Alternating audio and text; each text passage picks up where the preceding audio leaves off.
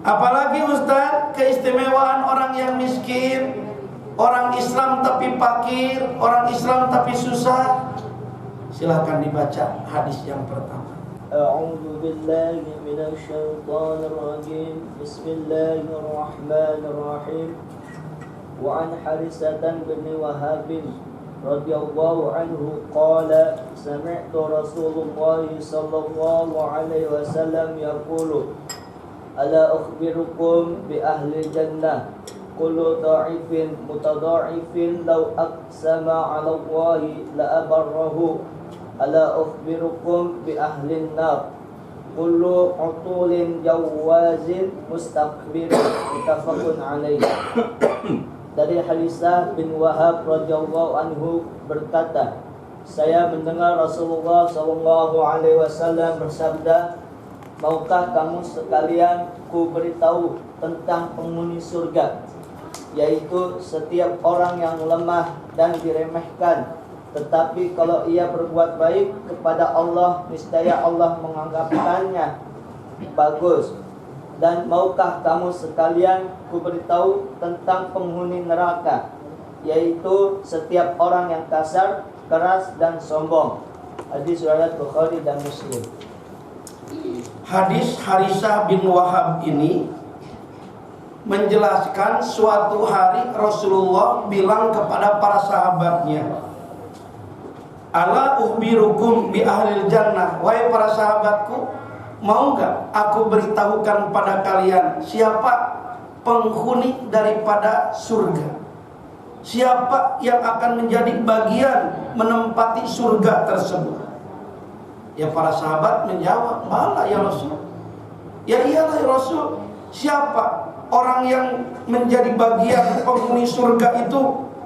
Maka Rasul katakan, kullu dhaif mutadha'af, yaitu setiap orang yang miskin, orang yang lemah dan diremehkan, setiap orang yang susah dihinakan,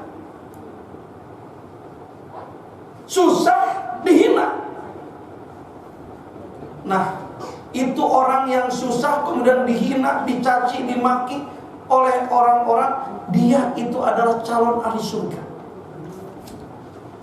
Dan kalau orang yang dihina, dia susah dihina, dicaci, dimaki, kemudian mulutnya meminta sesuatu kepada Allah, la turaddu du'a'u, tidak akan ditolak permintaannya. Ini hati-hati, Pak Johan. Kalau kita mendolimi orang lain dengan ucapan, kan kadang-kadang kita gak sadar, atau dengan tindakan, kemudian orang yang didolim itu, orang yang dihina itu, orang yang kita remehkan itu mengucap, meminta sesuatu kepada Allah, itu gak bakalan ditolak, diijabah oleh Allah. Karena salah satu orang yang doanya tidak akan diabaikan oleh Allah alias akan diijabah adalah doaul madlum, doanya orang yang dizalimi.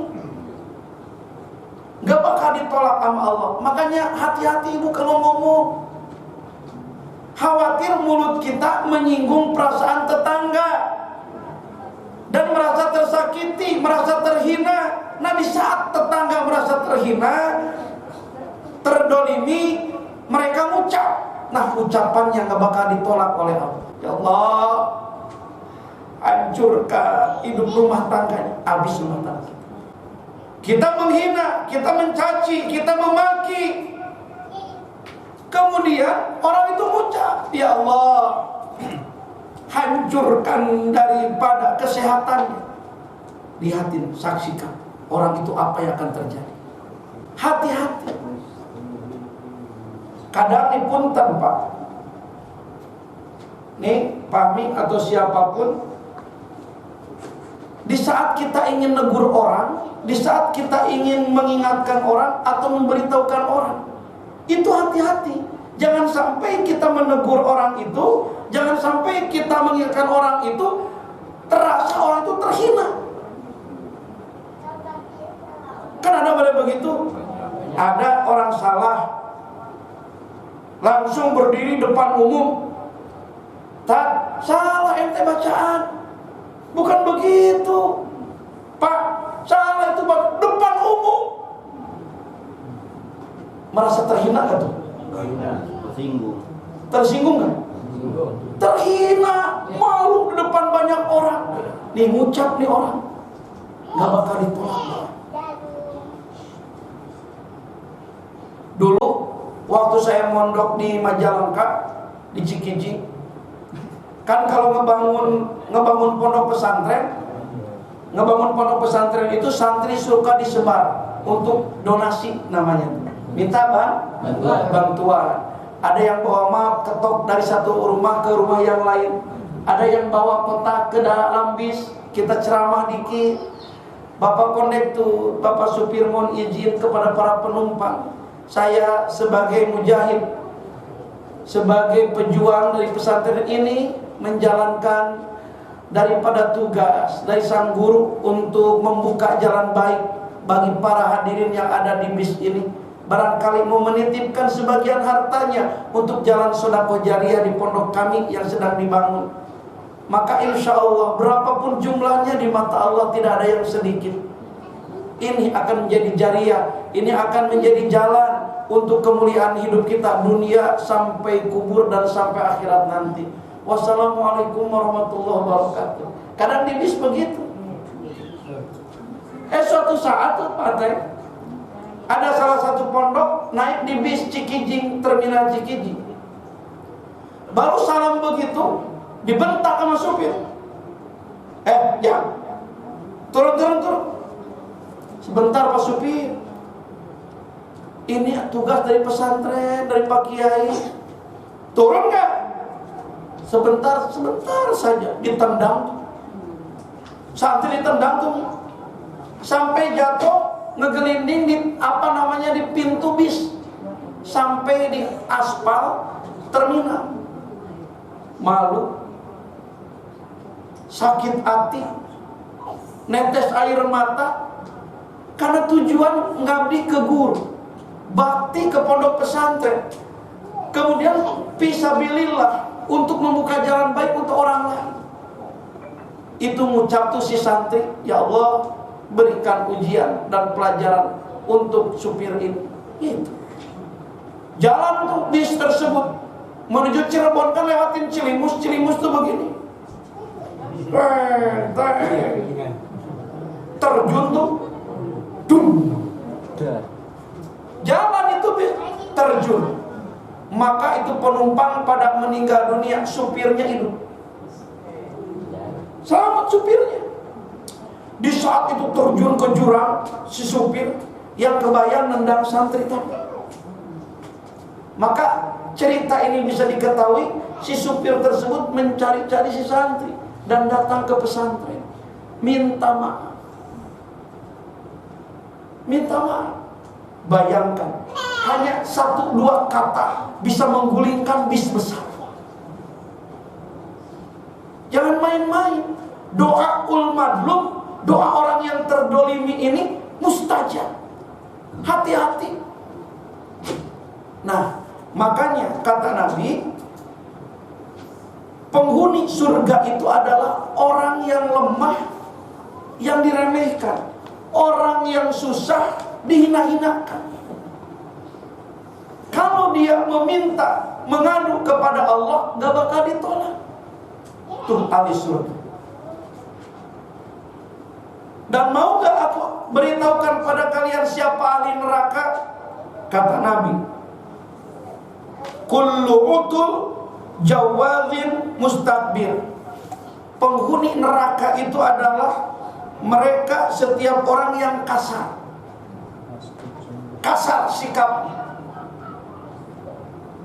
keras, susah nerima nasihat orang lain, sombong, merasa diri lebih hebat dibandingkan orang lain.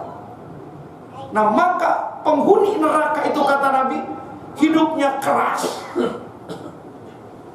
Kalau ngomong itu, waduh, Masya Allah, kasar,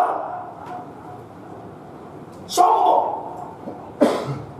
Nah, inilah calon penghuni neraka. Makanya kalau kita ingin masuk bagian daripada penghuni surga, hidup jangan kasar, lemah lembut saja. Jangan keras kepala. Nasihat kita tangkap, nasihat kita terima. Gak usah sombong, karena tidak ada yang harus disombongkan oleh kita. Gak ada. Tak ada yang kita bisa sombongkan. Semuanya titipan Allah. Nah, kalau kita menghindarkan daripada apa yang disebut sama Nabi, tidak kasar, tidak keras kepala, kemudian kita tidak sombong, insya Allah kita masuk pada bagian penghuni surga. Jadi penghuni surga itu ternyata orang muslim yang lemah, orang muslim yang susah. Kenapa? Ingat Tuhan. Ada Ustaz orang miskin, dia dagang kue cincin sama ganda sturi, ditambah dagang gemblong, sudah miskin, gak tahu diri, sombong.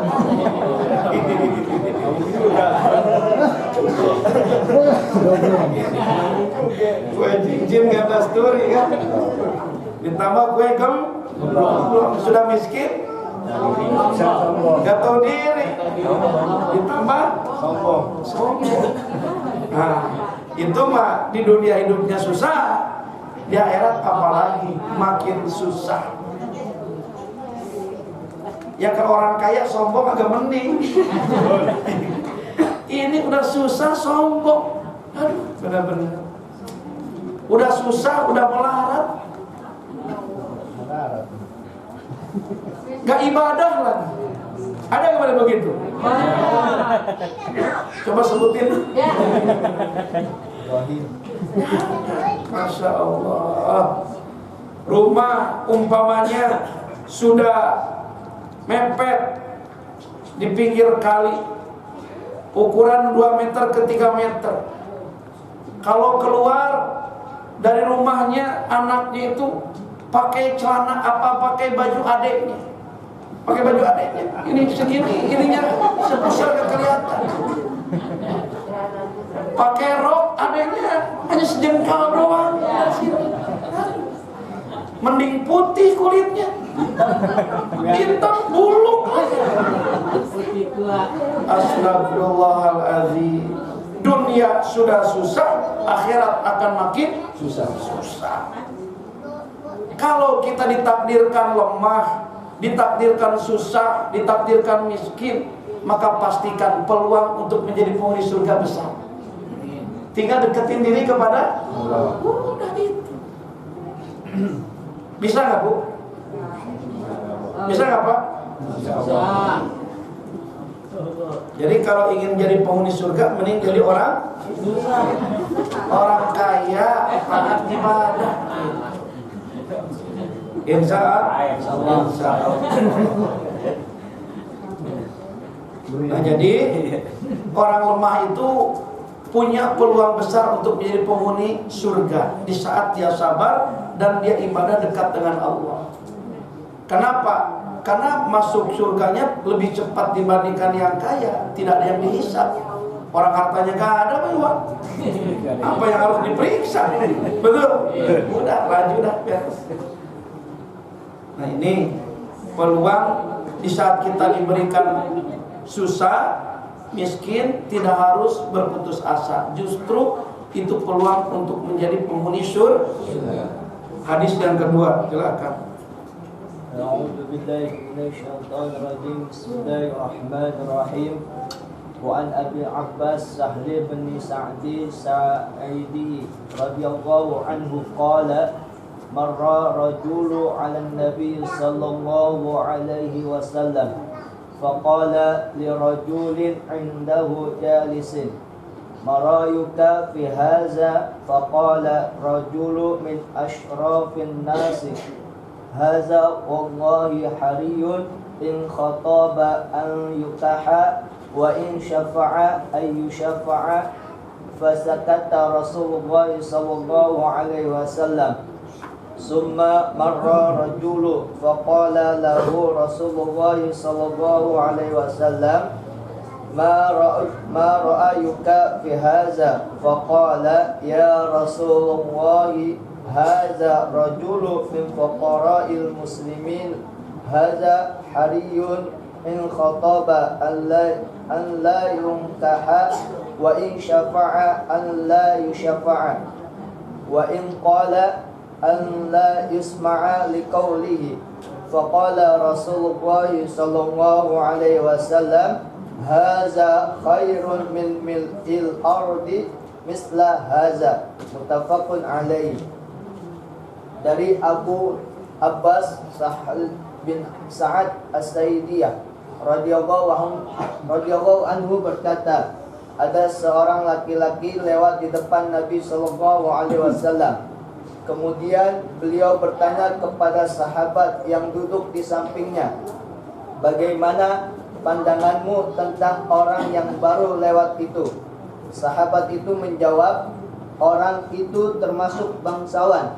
Demi Allah, orang itu sangat pantas untuk diterima bila ia meminang, dan bila ia menolong memintakan bantuan niscaya akan berhasil.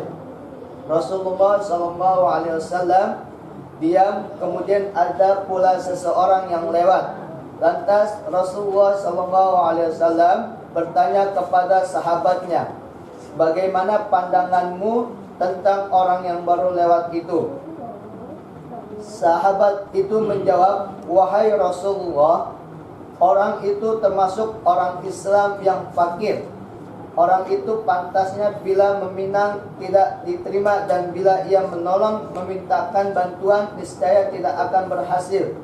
Dan bila ia berkata niscaya tidak akan didengar perkataannya.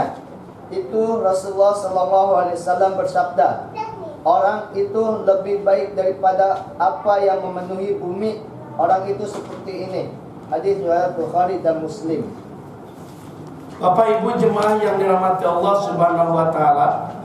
Jadi Rasul memuji pandangan sahabatnya tentang menilai orang. Ini model kita nih, ke depan jalan sini. Bro, depan jalan sini. Bro, dilihat nih, ada orang lewat nih. Menurut Heru, ini orang gimana nih orang ini? Rasul begitu. Sahabat, ini ada orang barusan lewat tuh laki-laki.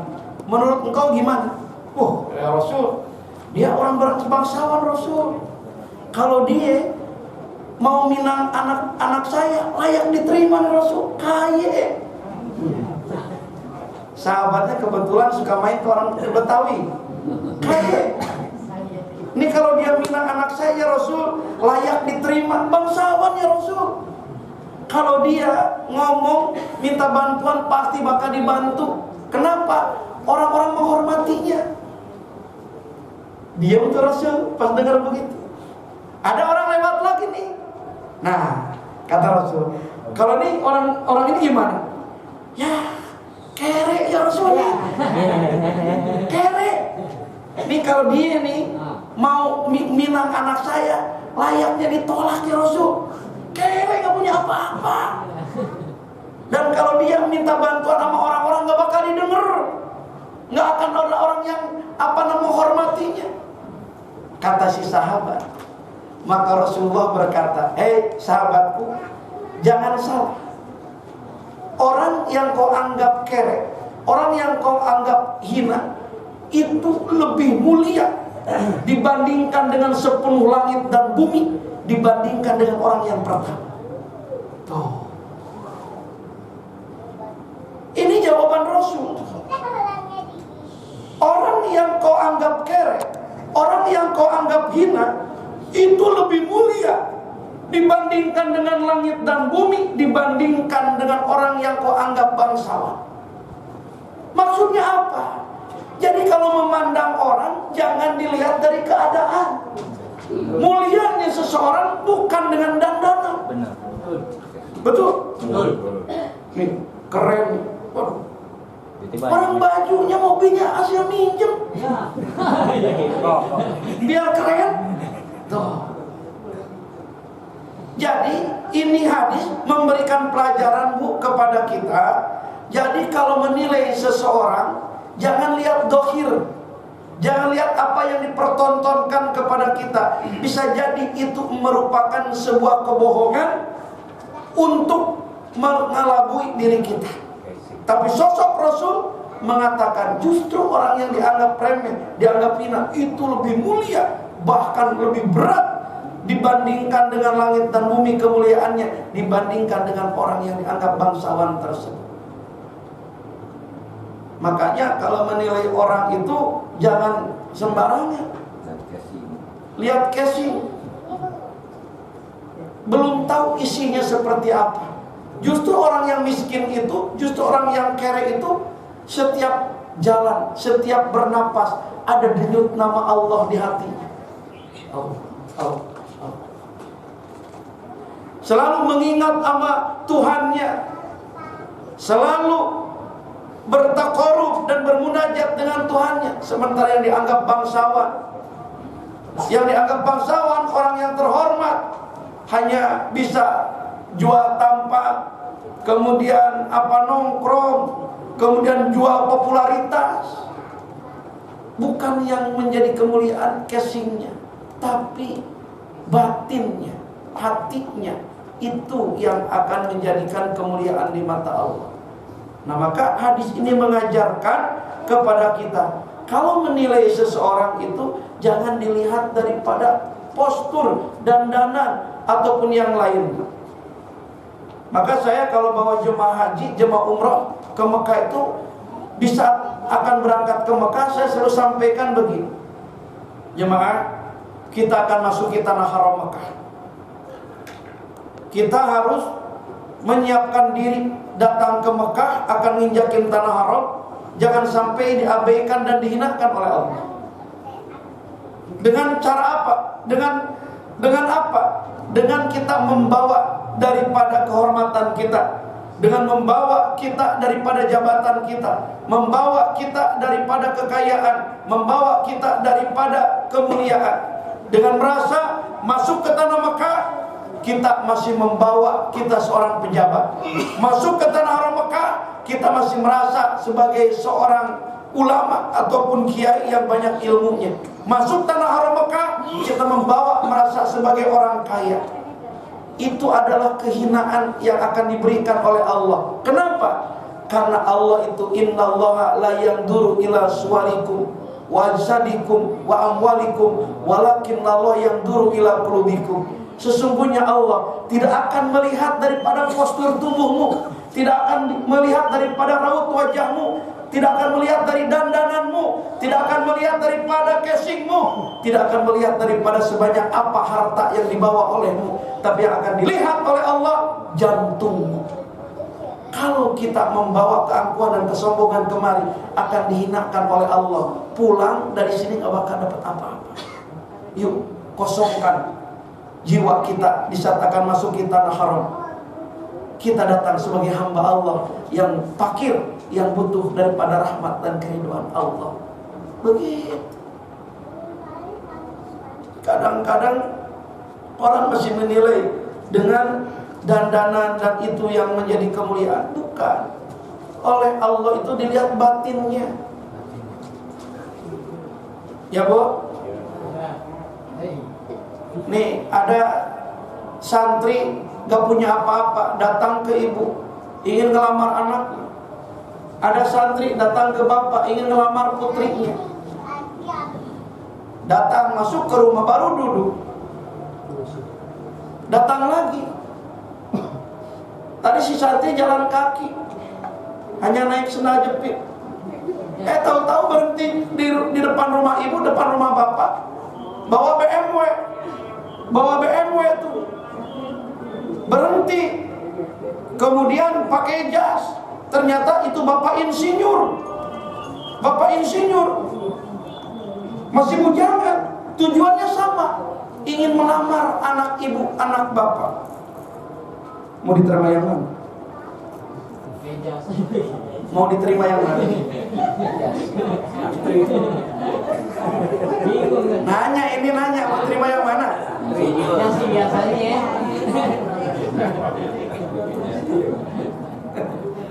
Bu, mau diterima yang mana, Bu?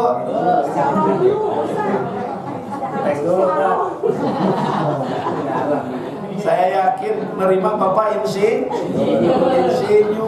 orang udah bawa BMW, pakai jas. Santri pakai yang namanya kain sarung, belum tentu pakai celana dalam lagi itu, pakai sendal doang. Aduh, modal jadi santri, nggak punya apa-apa, yakin yang terima BMW, udah jadi insinyur, Masya Allah. Jangan lihat casing, Ibu. Mulianya seseorang bukan dengan harta, tapi dengan kemuliaan hatinya. Pilih santri. Seperti terjadi di suatu tempat, Pak Haji punya anak gadis cantik banget. Cantik banget. Maka datang insinyur, seperti contoh barusan, datang santri. Ditanya, dua-duanya sama, ingin melamar putri. Pak Haji cerdas. Siapapun yang bisa menjawab pertanyaan saya, maka itu yang berhak mendapatkan putri saya. Dan jawabannya saya bisa terima.